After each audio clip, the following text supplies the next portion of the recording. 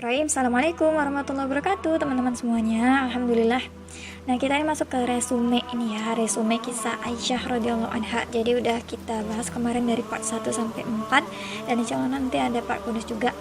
Nah, kita mulai dari ayahnya Aisyah ya, yang bernama Abu Bakar As-Siddiq. Oh iya kawan-kawan, kalau misalnya belum nonton yang part 1 sampai part 4, lebih baik tonton dulu ya biar nggak bingung gitu kan. Oke.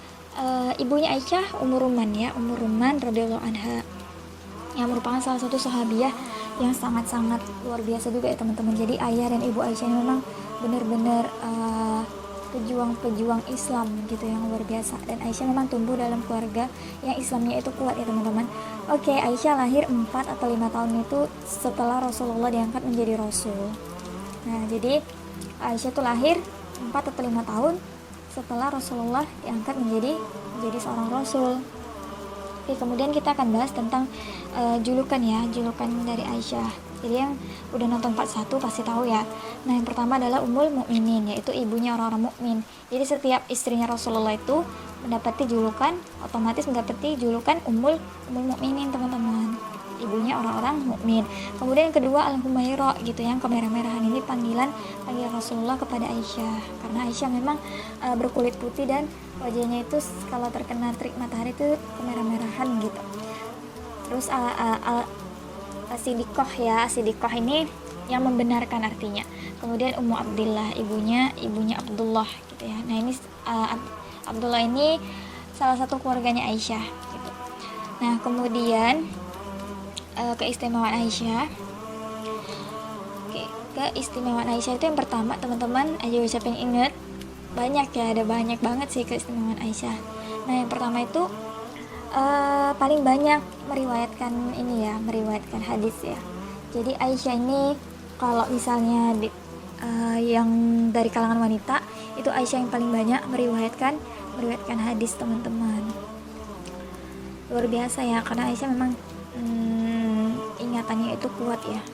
Kemudian paling dicintai Rasulullah, ini juga ada hadisnya ya teman-teman. Kalau dari kalangan wanita hadisnya Aisyah gitu yang paling Rasulullah cintai. Kalau dari kalangan laki-laki ayahnya yaitu Abu Bakar. Kemudian setelah Abu Bakar itu adalah Umar ya. Oke, kemudian yang ketiga, Aisyah ini merupakan satu-satunya wanita yang Rasul nikahi ketika Aisyah itu masih gadis teman-teman, sedangkan istri-istri Rasulullah yang lain itu Rasulullah nikahi ketika sudah menjadi janda gitu ya.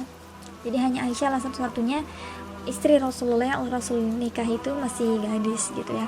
Oke, kemudian yang keempat adalah istri ketiga Rasul. Jadi Aisyah itu merupakan istri ketiga Rasulullah sallallahu alaihi wasallam setelah Khadijah binti Khuwailid radhiyallahu anha dan juga Saudah radhiyallahu anha.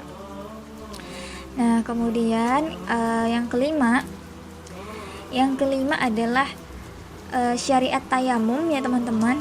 Itu diturunkan sebab Aisyah ya, karena saat itu kalung Aisyah itu sempat hilang gitu. Kemudian Rasulullah menyuruh para sahabat untuk membantu mencarinya, dan itu udah masuk waktunya sholat, sedangkan mereka nggak nemu air gitu. Kemudian Allah turunkanlah ayat yang berkaitan kalau misalnya kita tuh nggak dapatin air itu kita bisa gunakan tayamum gitu, pakai debu gitu ya. Oke, kemudian cerdas dalam berbagai ilmu. Jelas Aisyah ini sangat-sangat cerdas teman-teman, dididik oleh dua orang tua yang luar biasa, kemudian dididik langsung oleh Rasulullah. Jadi Aisyah ini cerdas dalam berbagai ilmu ya, baik itu ilmu balaghah ini adalah salah satu cabang ilmu dalam bahasa Arab ya teman-teman. Kemudian ilmu fikih, ilmu kedokteran, ilmu faraid atau waris. Jadi luar biasa luas, masya Allah ilmu Aisyah ini ya, ilmu Aisyah radhiyallahu anha. Kemudian karena ilmu Aisyah ini yang luas, jadi Aisyah ini menjadi tempat bertanya para sahabat teman-teman ya. Sepeninggalnya Rasulullah, ketika Rasulullah sudah wafat gitu kan, jadi para sahabat ini kalau bingung nih tanya sama Aisyah, karena Aisyah memang punya ingatan yang kuat dan salah satu orang yang paling dekat dengan Rasulullah juga gitu kan. Kemudian selanjutnya adalah pernah melihat malaikat Jibril gitu. Bahkan Aisyah radhiyallahu anha ini pernah mendapat salam gitu dari malaikat Jibril melalui Rasulullah sallallahu alaihi wasallam. Dan juga Rasulullah sallallahu alaihi wasallam ketika hanya mendapati wahyu, satu-satunya istri gitu ya yang pernah satu selimut dengan Rasulullah ketika Rasulullah mendapati wahyu itu hanya Aisyah radhiyallahu anha. Oke, ketika Aisyah selanjutnya ya teman-teman, ketika Aisyah umur 7 atau 8 tahun itu Aisyah sudah mampu memahami hadis-hadis teman-teman. Bahkan ada wahyu yang turun gitu ya. Aisyah tuh langsung bisa ingat gitu di kepalanya, Aisyah langsung bisa hafal gitu ya. Kemudian Rasulullah Sallallahu Alaihi Wasallam itu wafat di pangkuan Aisyah dan juga di rumahnya ketika giliran Rasulullah bersama Aisyah. Jadi ini merupakan banyak ya keistimewaan dari Aisyah teman-teman. Oke teman-teman, kita sekarang masuk ke apa ya berikutnya. Oh ya, ini sebelumnya maaf ya kalau tulisannya kurang bagus ya teman-teman.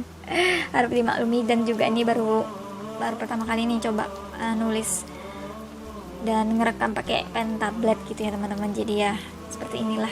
Insyaallah nanti mungkin kedepannya bisa di upgrade lagi ya. Nah, kita masuk ke pernikahan ya. Umur 6 atau 7 tahun Aisyah itu dinikahkan ya oleh Abu Bakar. Nah, ini bukan semata-mata karena sesuatu apapun ya. Rasulullah meminang Aisyah gitu ya. Dan Rasulullah meminang Aisyah ini bukan karena Rasulullah ingin atau gimana, tapi ini karena pure perintah Allah Subhanahu wa taala, karena ada wahyu yang turun dan Rasulullah dimimpikan gitu ya. Dimimpikan. Oke, kemudian umur 9 tahun barulah Aisyah itu tinggal bersama Rasulullah teman-teman. Jadi ketika setelah nikah itu nggak langsung Rasulullah bawa ya, karena Aisyah masih terlalu muda ya. Nah, umur 9 tahun baru tinggal bersama Rasulullah gitu ya. Nah, tinggalnya ini di Madinah ya, dan di rumah yang cukup sederhana ya, dekat masjid. Oke, next kita masuk ke apa ya, peristiwa penting mungkin ya, peristiwa penting yang cukup menggemparkan gitu ya. Pasti udah pada tahu ya, ini kita bahas di part 3 kemarin, yaitu tentang, ya benar sekali, tentang haditsul ifki atau berita bohong atau hoax ya, dimana Aisyah ini difitnah telah berselingkuh ya teman-teman dengan Safwan. Nah, padahal sebenarnya itu tidak benar ya teman-teman. Nah, kalau mau tahu cerita jelasnya, sejelas-jelasnya bisa dilihat di part 3 ya teman-teman. Nah, ternyata akhirnya apa, kebenaran itu terungkap gitu ya. Allah Subhanahu wa taala langsung gitu ya membela Aisyah radhiyallahu anha dengan turunnya ayat Quran, yaitu Quran surah An-Nur ayat 11 sampai 26 teman-teman. Nah, jadi Allah langsung nih yang bela kesuciannya Aisyah gitu kan. Akhirnya barulah Rasulullah itu tenang ya kan, oh ternyata Aisyah ini tidak salah gitu. Jadi kalau masih ada yang masih mencela Aisyah karena sebab ini, bisa dipastikan mereka itu sudah mengingkari ayat Quran ya kan teman-teman. Karena ini Allah langsung lah udah bela gitu kan, dan turun langsung Quran surah An-Nur ayat 11 sampai 26 gitu ya, membela Aisyah gitu. Jadi gak ada lagi alasan yang seseorang itu bisa mencela Aisyah sebab peristiwa ini ya teman-teman. Dan Aisyah ini wanita yang sangat mulia ya teman-teman ya. Oke, nah kita masuk sekarang ke kisah wafatnya Aisyah radhiyallahu anha. Jadi Aisyah radhiyallahu anha ini teman-teman wafat itu pada malam Selasa ya, atau Senin malam. Nah, malam Selasa atau Senin malam itu yaitu pada tanggal 17 Ramadan pada tahun 57 ya, atau 58 Hijriyah ya. Yaitu kalau di tahun Masehi itu 16 Juli, sekitar 16 Juli 678 Masehi. Nah, ini Aisyah wafat ini pada masa pemerintahannya Muawiyah dan pada usia sekitar 63 atau 64 tahun sekian bulan gitu ya teman-teman. Atau ada juga yang bilang itu sekitar 65 atau 66 gitu.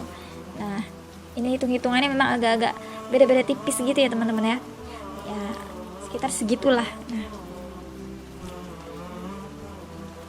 oke. Nah, selanjutnya kita bahas yang mengimami ya. Jadi Aisyah ini memang mewasiatkan jika meninggal nanti ingin diimami oleh Abu Hurairah ya teman-teman. Dan imam salat jenazah Aisyah adalah Abu Hurairah bersama Gubernur Madinah ya, Marwan bin Hakam. Ini maaf ya ada salah, bukan Hakam tapi Marwan bin Hakam, gubernur Madinah saat itu ya. Terus Aisyah dimakamkan di perkuburan Baqi ya teman-teman, perkuburan Baqi atau Jannat al-Baqi, nama lainnya Jannat al-Baqi.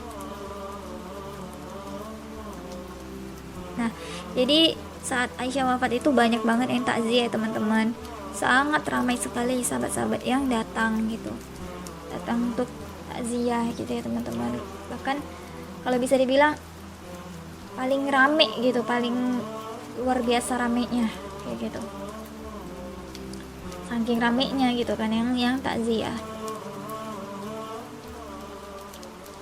Nah, jadi kira-kira itu ya teman-teman resume kisah Sayyidah Aisyah radhiyallahu anha gitu. Jadi mulai dari ayahnya, ibunya, kemudian julukannya, keistimewaannya yang luar biasa banyak.